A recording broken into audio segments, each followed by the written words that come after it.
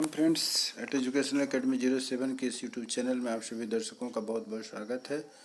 आज हम लोग बात करने जा रहे हैं कि बीएड सेकेंड ईयर के लिए जो इंटर्नशिप में आप जा रहे हैं और उसके संबंधित जो भी फाइल आपको तैयार करनी है, जैसा कि मैंने पहले वीडियो में बताया कि बीएड सेकेंड ईयर के स्टूडेंट्स को स्कूल इंटर्नशिप की फाइल तैयार करनी होती है और उसमें टोटल 14 एक्टिविटीज़ होते हैं। उसी पर आधारित आज हम लोग चर्चा करेंगे। पहली एक्टिविटीज़ जो कि आपके लिए एक्टिविटीज़ नंबर 1 होगा, स्कूल इंटर्नशिप की फाइल कैसे तैयार की जाती है। 16 सप्ताह में जो आप जाएंगे वहाँ ट्रेनिंग करने के लिए, तो ट्रेनिंग के दौरान आपको फाइल कैसे तैयार करना है एक्टिविटीज़ नंबर 1 में।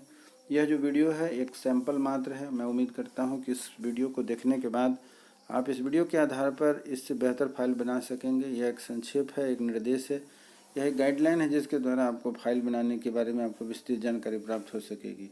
विस्तृत में संक्षेप में कैसे बना, विस्तृत को देखते हुए संक्षेप में कैसे आप बनाएंगे 16 सप्ताह का फाइल, इसी तरीके के इसी बिंदु पर हम चर्चा करेंगे। उम्मीद करता हूँ वीडियो अच्छा लगेगा। अपने मित्रों के साथ आप अधिक अधिक शेयर करें, लाइक ज़रूर करें, जिससे कि नई वीडियो जब डाली जाएगी अन्य एक्टिविटीज़ पर आधारित आपको इसकी जानकारी सबसे पहले मिलेगी। चलिए तो एक्टिविटीज़ नंबर 1 में हम लोग आगे बढ़ते हैं। पहला टॉपिक है हमारा कि स्कूल इंटर्नशिप फाइल कैसे बनेगा। तो आपको मैं बता दूं कि 16 सप्ताह के लिए जो डे बाय डे का जो आपकी एक्टिविटी जो होगी 16 सप्ताह के लिए, उसके लिए एक फाइल तैयार करनी होगी। एक रजिस्टर टाइप की होगी या फिर आपको अपने स्कूल से मिलने वाली एक फाइल होगी। उसी को एक्टिविटी नंबर 1 में रखा जाता है और उसमें आप क्या क्या कैसे कैसे 16 सप्ताह के प्रतिदिन की गतिविधियों को शामिल करेंगे, इसमें हम लोग चर्चा करते हैं। चलिए आगे बढ़ते हैं कि देखते हैं कि क्या क्या है।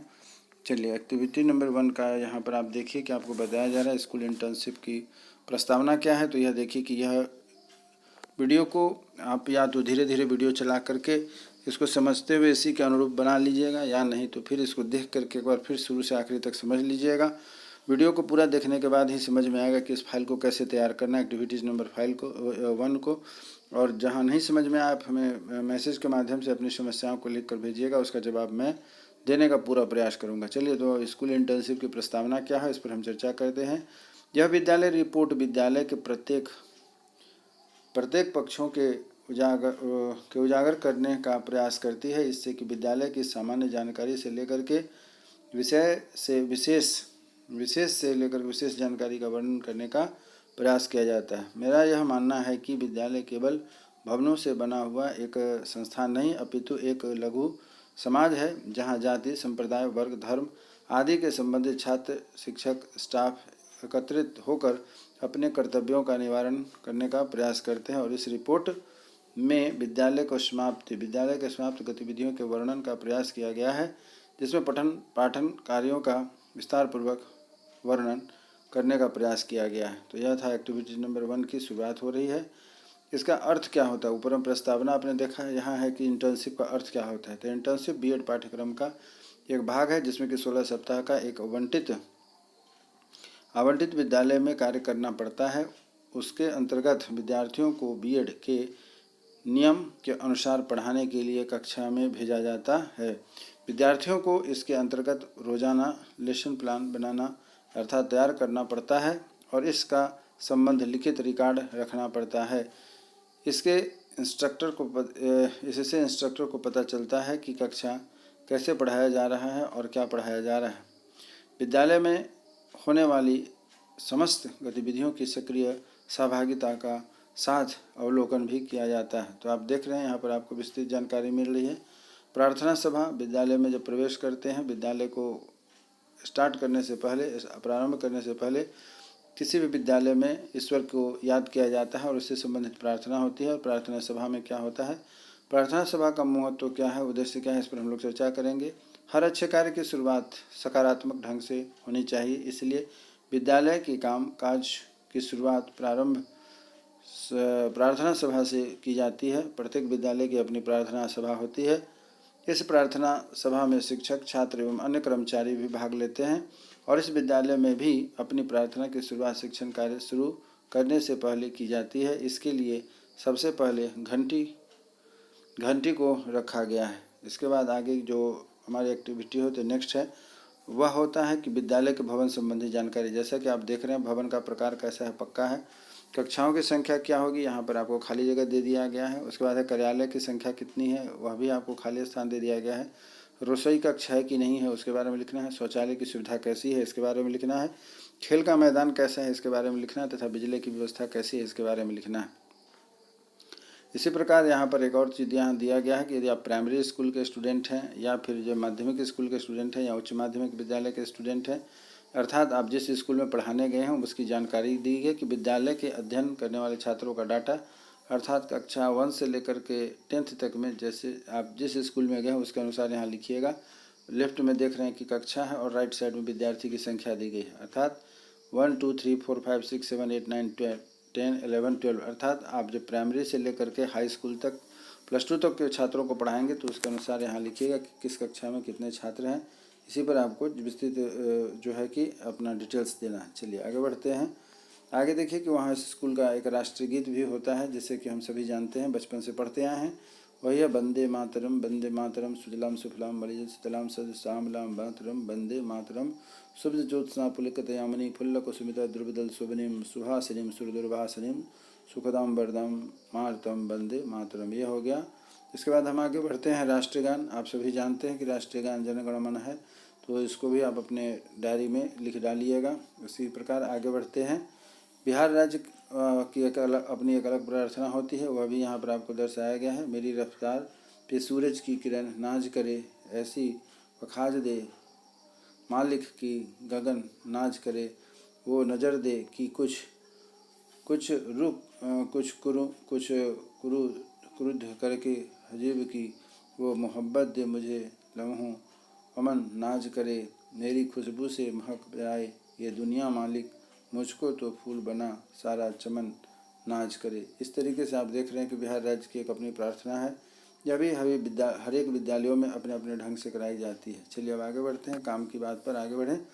प्रार्थना सभा जो हो रही है उसका भी एक महत्व है एवं उद्देश्य है, उस पर भी हम यहाँ चर्चा कर रहे हैं कि हर अच्छे कार्य की शुरुआत अच्छे से होनी चाहिए। इसीलिए विद्यालय के काम काज की शुरुआत प्रार्थना सभा से हो रही है। इस प्रार्थना सभा में बच्चे, शिक्षक, शिक्षिकाएं, अन्य कर्मचारी भाग लेते हैं और इस विद्यालय में भी शिक्षक कार्य करने से पूर्व प्रार्थना सभा आयोजित की जाती है।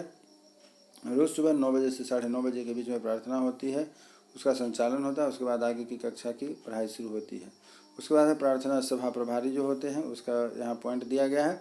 प्रार्थना सभा आयोजित करने हेतु प्रत्येक विद्यालय में एक प्रभारी नियुक्त किए जाते हैं। ये प्रभारी सभी शिक्षकों में से उसी शिक्षकों में से एक होते हैं। उसके बाद है कि प्रार्थना सभा का संचालन जो नियमित समय पर सभी शिक्षक, कर्मीगण एवं छात्र छात्राएं उपस्थित होकर के प्रार्थना सभा का आयोजन करते हैं। इस प्रकार आप देख रहे हैं कि इसकी विस्तृत जानकारी आपको मिल रही है। उसके बाद है शैक्षिक संस्थानों का अवलोकन रिपोर्ट। आप देखिएगा कि प्रत्येक कक्षा में श्यामपट्ट था। आप जब आप एक प्रशिक्षु के तौर पर आप जाते हैं, अब यहाँ से आपकी जो है गतिविधि शुरू हो जाती है। इसके पहले तक जो आपने गतिविधि देखा वह सभी सार्वजनिक गतिविधियाँ थी। सार्वजनिक गतिविधियाँ होने के बाद अब व्यक्तिगत गतिविधियाँ शुरू होती है और उसी के बारे में अब यहाँ से हम लोग जो है कि शुरू कर रहे हैं। तो व्यक्तिगत गतिविधि में आप देखिएगा कि शैक्षिक संस्थाओं का अवलोकन किया गया, उसके बारे में रिपोर्ट है। तो आप जब प्रशिक्षु जब आप जाते हैं उस विद्यालय में कक्षा में घूमते हैं तो आप पाते हैं कि प्रत्येक कक्षा में श्यामपट्ट था, अर्थात ब्लैक बोर्ड लगे हुए थे। प्रत्येक कक्षा में चौक एवं डस्टर उपलब्ध था। प्रत्येक कक्षा में छात्रों के बैठने के लिए डेस्क बेंच लगे हुए थे। उसके बाद है कि छात्रों को आकर्षक ढंग से समझाने के लिए TLM की व्यवस्था की गई थी। पाठ्य सहायक सामग्री की व्यवस्था भी थी। वहाँ पर कंप्यूटर लैब की भी उचित व्यवस्था थी तथा कक्षा में बल्ब, पंखे इत्यादि रोशनी की जो व्यवस्था होती है बच्चों के मनोरंजन के लिए पूरी व्यवस्था वहाँ पर की गई थी। चलिए आगे बढ़ते हैं। जैसा कि आप यहाँ देख रहे हैं कि प्रार्थना सभा की एक फ़ोटो लगाई गई है। तो आप भी अपने जो रिकॉर्ड फाइल तैयार करेंगे उसमें जो आप पूरे 16 सप्ताह में जितनी भी गतिविधियाँ करेंगे उसका आप फ़ोटो निकाल करके अपने फाइल में लगाइएगा। इससे आपकी फाइल काफ़ी खूबसूरत बनती है, आकर्षक बनती है और अच्छे नंबर पाने के लिए अच्छा मेहनत करना पड़ता है। तो जैसे आप प्रार्थना सभा की फ़ोटो लगा सकते हैं। आपने 16 सप्ताह के अंदर बहुत सारी गतिविधियाँ कराई होंगी, बच्चों को पढ़ाने, खिलाने, अन्य जागरूकता के कार्यक्रम भी चलाए जाते हैं। इन सभी कार्यों को कराते हुए आप अपना फ़ोटो निकालें स्कूल के साथ, स्कूल के बाहर, बच्चों के साथ, अपने मित्रों के साथ और उसका फ़ोटो जैसा कि आप यहाँ देख रहे हैं उस तरीके से तैयार करके फाइल में लगाइए। आपकी फ़ाइल काफ़ी खूबसूरत बनेगी। उम्मीद करता हूँ कि मेरा यह जो आपको बताया जा रहा है प्रयास से यह आपको अच्छा लग रहा होगा। और अच्छा लग रहा होगा या कैसा लग रहा है आप इसे निश्चित रूप से अपने कमेंट्स बॉक्स में जा करके हमें बताएं कि कैसा लग रहा है, क्योंकि इसी के आधार पर हम आगे जो दूसरी फाइल बनाएंगे, दूसरी तीसरी आपको 14 फाइल बनानी है। कैसे कैसे सभी फाइल बनेंगे उसके आपके जो कमेंट्स आएंगे उसी के आधार पर मैं आगे फाइल बनाने का आपको सिखाऊंगा। उम्मीद करता हूं कि यह जो फाइल बनाया जा रहा है आपको अच्छा लगेगा। अच्छा लगे तो इसको लाइक करिए, तथा आपके और भी कुछ विचार हों, अच्छा लगा या ख़राब लगा और इसमें कुछ इम्प्रूव करने की आवश्यकता हो तो आप कृपया ज़रूर बताएं, जिससे कि हम आगे की फाइल जो तैयार करें उसमें इसकी आपकी मदद मिलेगी। चलिए, प्रार्थना आप देख रहे हैं कि यहाँ पर क्या है, उस स्कूल की प्रार्थना लगभग सभी सरकारी विद्यालयों में यही प्रार्थना होती है। तू राम है, तू रहीम है, तू करीम कृष्ण खुदा हुआ, तू ही वाहे गुरु, तू ही यीशु मसीह, तू ही नाम में तू समा रहा, तू ही राम है, तू रहीम है, तू करीम कृष्ण खुदा हुआ, तेरी जात पात कुरान में, तेरी दर्श है पुराण में, गुरु ग्रंथ जी के बखान में तू प्रकाश अपना दिखा रहा। तो इस प्रकार आप देख रहे हैं कि यह प्रार्थना है उस स्कूल का। चलिए और आगे बढ़ते हैं। स्कूल की रूटीन देखिए, यह बहुत महत्वपूर्ण है। आपको एक एक्टिविटीज़ ऐसी भी मिलेगी जिसमें आपको रूटीन बनाना होगा, तो आप रूटीन बनाना भी सीख लीजिए, क्योंकि यहाँ पर रूटीन कैसे बनेगा तो आपको जानकारी होनी चाहिए। तो यह जो पैटर्न बताया गया है इसमें 4-3 का अनुपात आप देख रहे हैं। लंच के पहले 4, मध्याह्न भोजन के पहले 4 पीरियड दिए गए हैं और लंच के बाद 3 दिए गए हैं। तो इस तरीके से, और लास्ट में पाठ टीका के लिए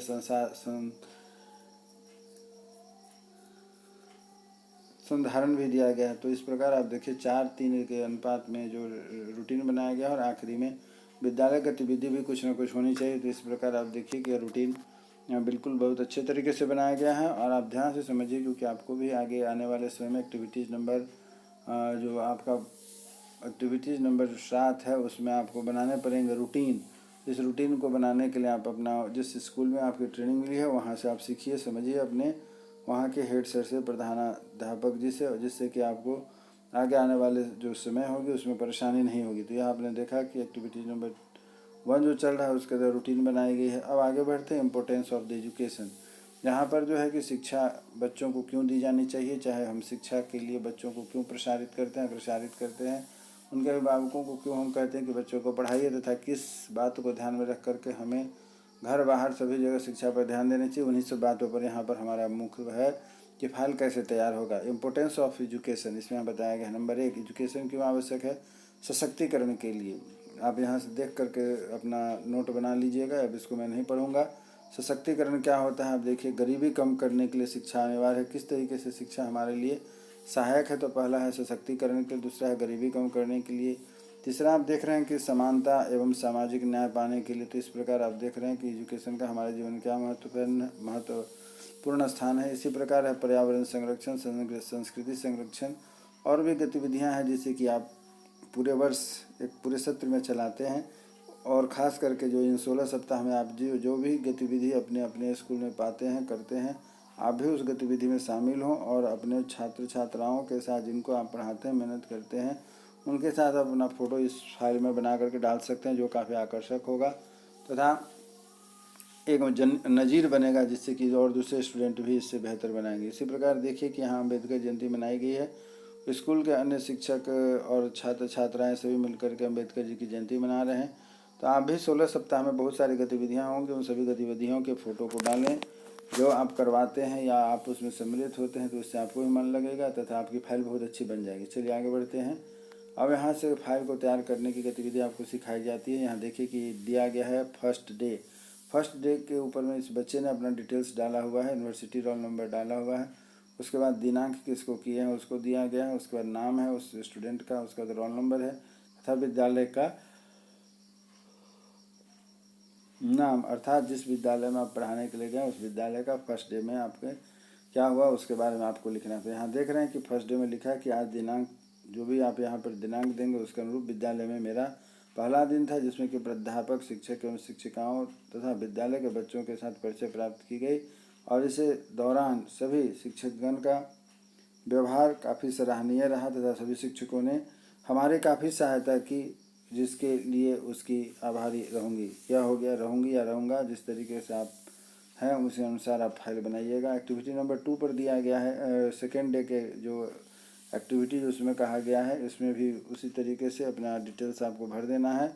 उसके बाद है कि विद्यालय में मेरा दूसरा दिन रहा। आज मैं समय पर अर्थात जो भी आप पुरुष हैं या महिला हैं पहुंच करके वहां की सभी गतिविधियों तथा शिक्षण कार्य को सीखा है तथा नियम से अवगत होकर के विद्यालय में पढ़ाने के लिए आगे प्रवेश करना है। इस प्रकार आप देख रहे हैं तीसरा दिन क्या है। तीसरा दिन का भी आपका डिटेल्स यहाँ दिया गया है, जिसमें आप लिखिएगा आज मैं फलाने दिनांक को विद्यालय में तीसरा दिन रहा। इसमें सभी छात्र की प्रार्थना 9:30 बजे कराई गई। कक्षा क्लास 8 के छात्रों को पढ़ाया। उसके बाद आप जिस क्लास को पढ़ाने जा रहे हैं उसके अनुरूप आप बनाइएगा।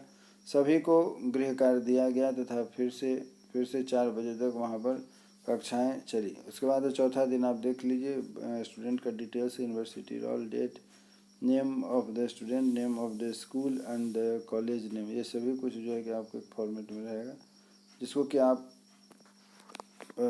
बना करके अपने लेसन प्लान से पहले जो एक्टिविटी नंबर 5 है उसमें दिखाइएगा। उसके बाद होता है दिनांक फलाने का विद्यालय में मैं 9:30 बजे पहुंची या पहुंचा। सभी कतार में खड़े होकर के प्रार्थना कर रहे थे। मैं भी प्रार्थना में शामिल हुआ। फिर सभी छात्र कक्षा में चले गए। मैंने जिस क्लास में थे मैं भी अपना पढ़ाया हुआ।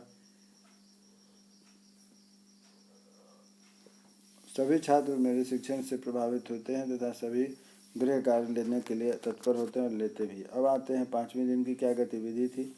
जैसा कि आप देख रहे हैं यूनिवर्सिटी रोल है, name of the student, school है और स्कूल का रोल नंबर है, कॉलेज का रोल नंबर है। आज दिनांक जो भी है आपका उसके अनुरूप विद्यालय में मेरा 5वां दिन रहा।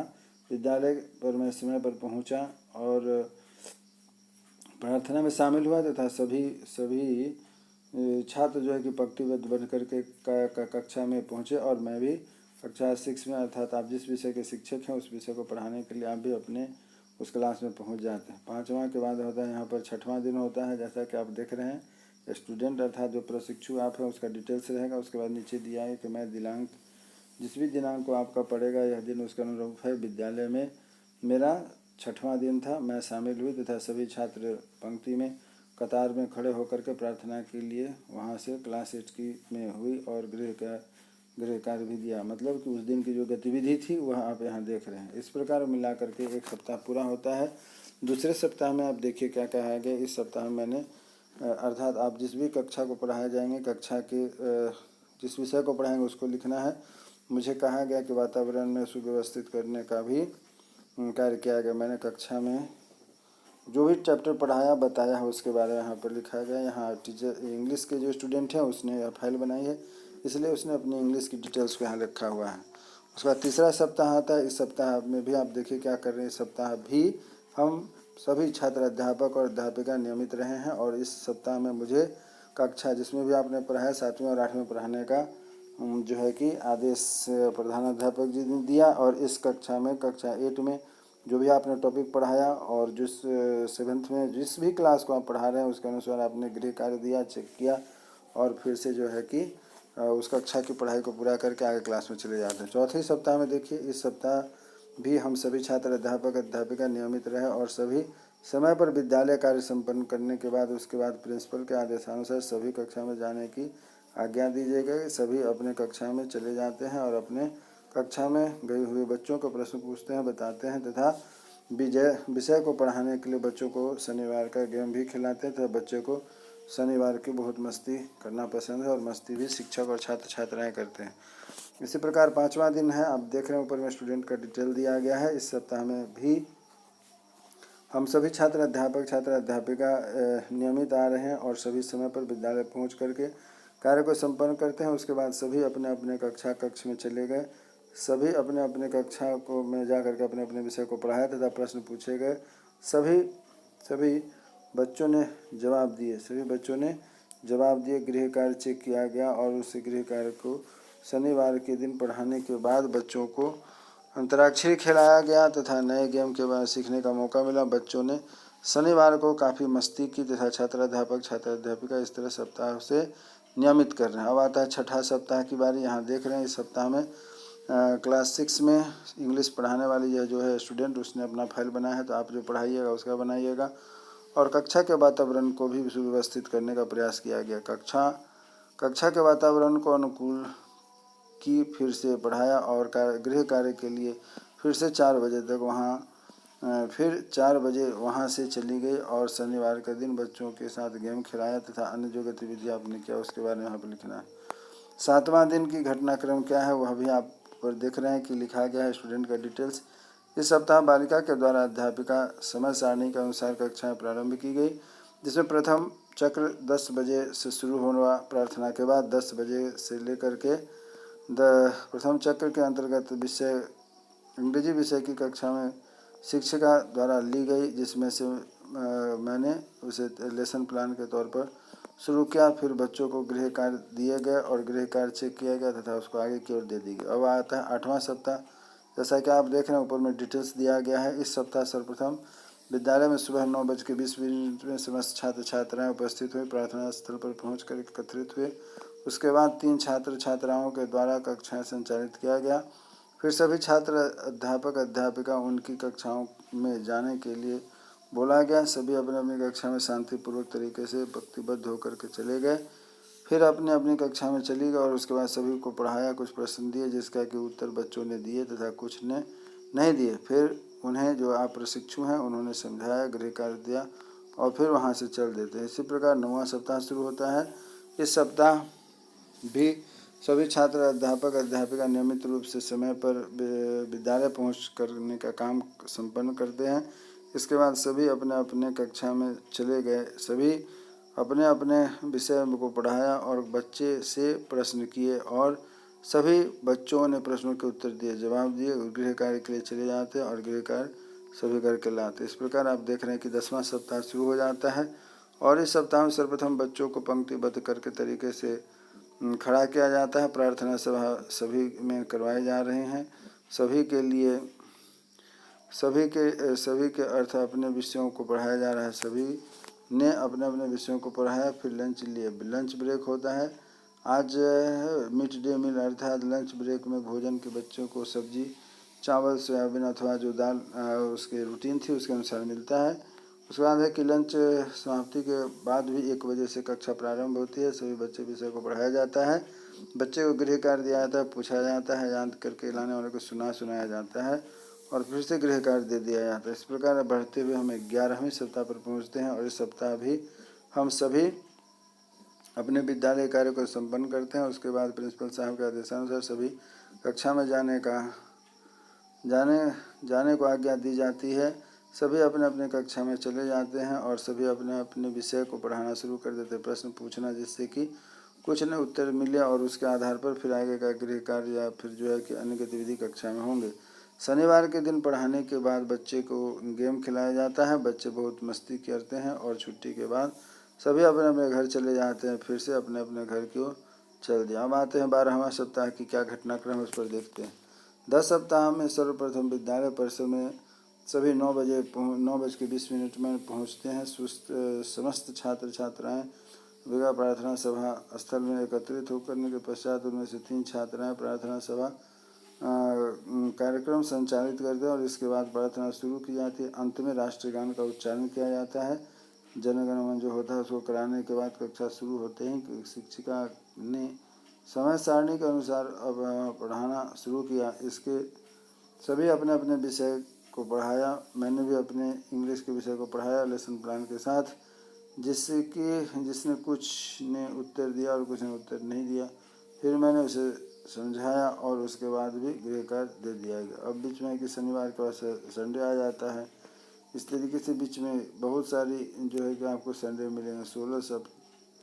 16 सप्ताह में जो है समझिए कि आपको बहुत सारी ऐसी गतिविधियां हैं जो कि यहाँ पर बताई गई हैं और भी बहुत सारी गतिविधियां हैं। उस पर आधारित आप फोटो बनाइएगा, चित्र चिपका करके उस चीज़ को प्रदर्शित करिएगा। 13वीं सप्ताह आ गई। इस सप्ताह में हम सभी छात्र अध्यापक अध्यापिका नियमित रहे और सभी समय पर विद्यालय कार्य संपन्न किया। उसके बाद शिक्षक के द्वारा कक्ष में व्यवस्था की निरीक्षण किया गया, जिसमें कि कक्षा में साफ सफाई, बिजली तथा प्रकाश आदि की उचित व्यवस्था देखा गया।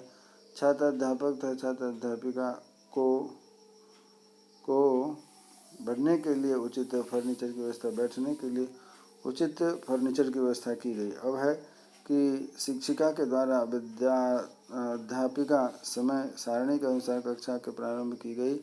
अपने अपने विषय की पढ़ाया जाए। मैंने भी इंग्लिश पढ़ाया, अर्थात जिस विषय के उस हिसाब से पढ़ाइए। फिर सभी ने प्रश्न किया और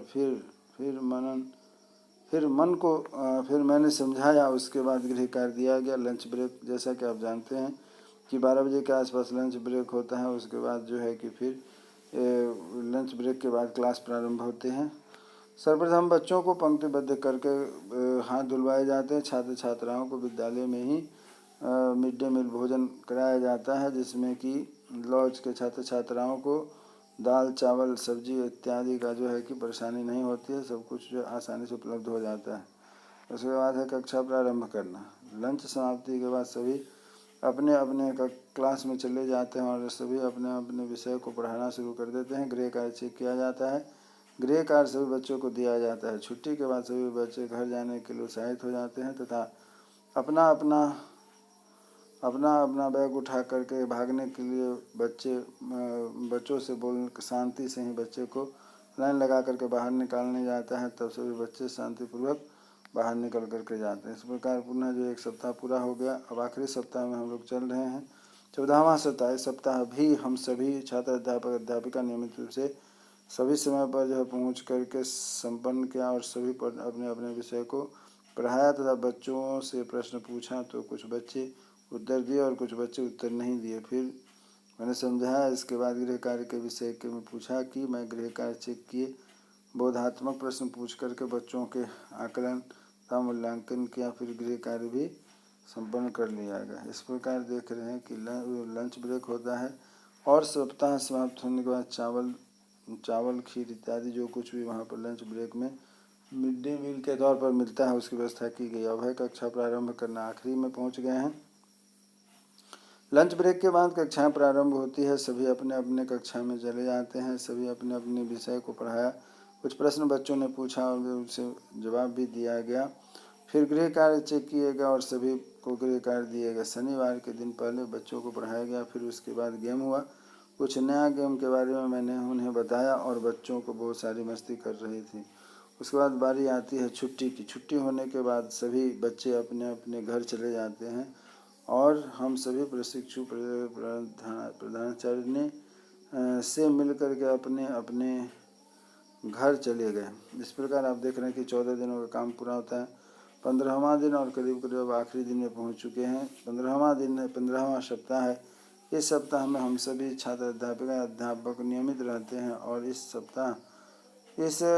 सप्ताह मुझे 8वीं और 7वीं में पढ़ाने के लिए आज्ञा दी गई और इस सप्ताह में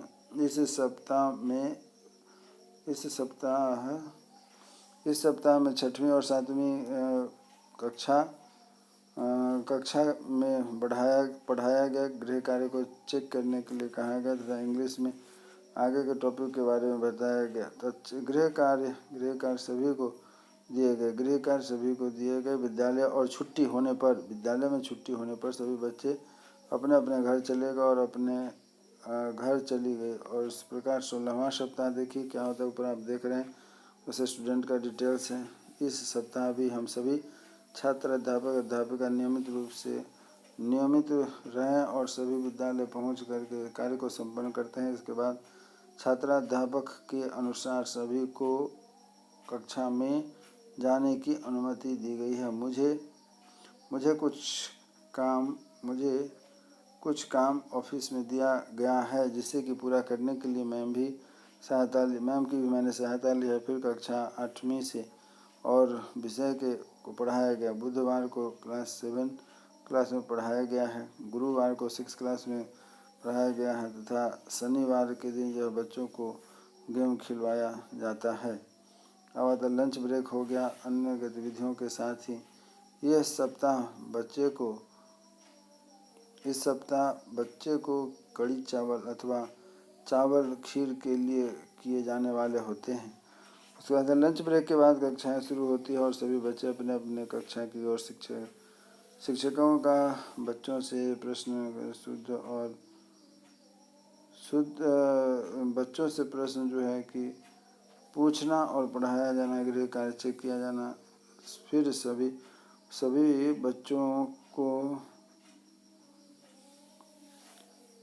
बच्चों को गृह कार्य दिए गए, छुट्टी में बच्चों को छुट्टी कर दी जाती है। अब आते हैं लास्ट निष्कर्ष पे पहुंचते हैं, इंटर्नशिप का क्या है।